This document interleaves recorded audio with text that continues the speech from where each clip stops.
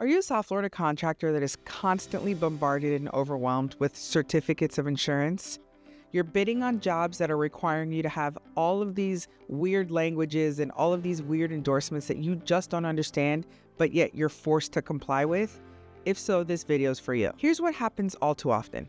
Obviously, you as a contractor are looking to grow your business. You're in the business of growing your business, and you're getting these contracts, and at the last minute, after you've already signed and agreed to the terms, you send a certificate request over to your insurance agent.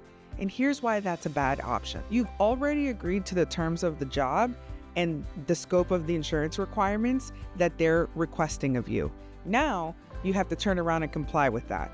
What happens if your insurance does not already meet those requirements? Probably underpriced your project. Now you're scrambling to get a certificate of insurance that maybe is incorrect, and you're going to need to add some extra coverages to comply with the job. Maybe you won't even be able to get that type of insurance that the job requires.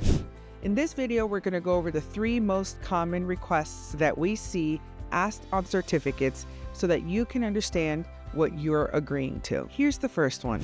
Additional insured. When you agree to add someone as an additional insured to your policy, this means that they get coverage under your policy.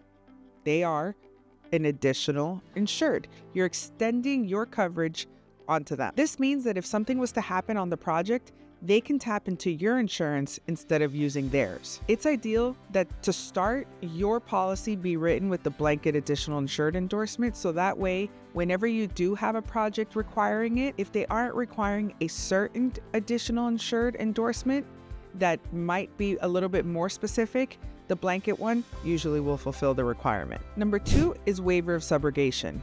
Typically in insurance, when a claim is paid, if your insurance is the one that pays, they can go after that party that caused the damage after the settlement of the claim. When you are offering a waiver of subrogation, that means that you are waiving the right of the carrier to pursue going after that other party after the settlement of the claim. It sounds insignificant, but it could really have some huge costs effects on your insurance trajectory. And the third one is primary and non-contributory language. This means that you are agreeing that your policy pays first and the other party's policy does not contribute until your policy is completely maxed out. If you don't have this endorsement and you've signed a contract for a project that requires it, you're already out of compliance. So now let's clear up a couple myths regarding certificates of insurance and these 3 most common asked endorsements. Myth number 1 is, well, it's on my COI, it's automatically covered.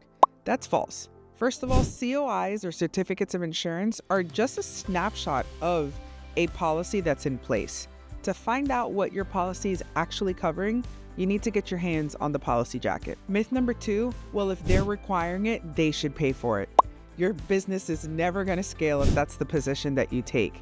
Unfortunately for you, if it's required in the contract for you to qualify for the project, the bill is on you to pay. Myth number 3 is it doesn't matter if I comply with those endorsements. Non-compliance can not only void your contract, but it can delay payments and also, unfortunately for you, cause legal troubles. The more you understand these requirements that you and your team are constantly being bombarded with, the more prepared you are going to be to grow your contracting business. Instead of panicking every time you get one of these requests of insurance, be prepared.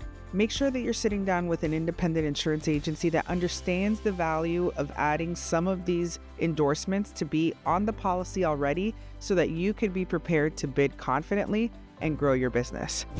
At The Bunker, we love to help contractors move from danger to a safe place and help you scale your business by way of having the right insurance in place. If you need some help or you have any other questions about what endorsements are being asked of you and what they mean, click the link below and we'll be happy to chat.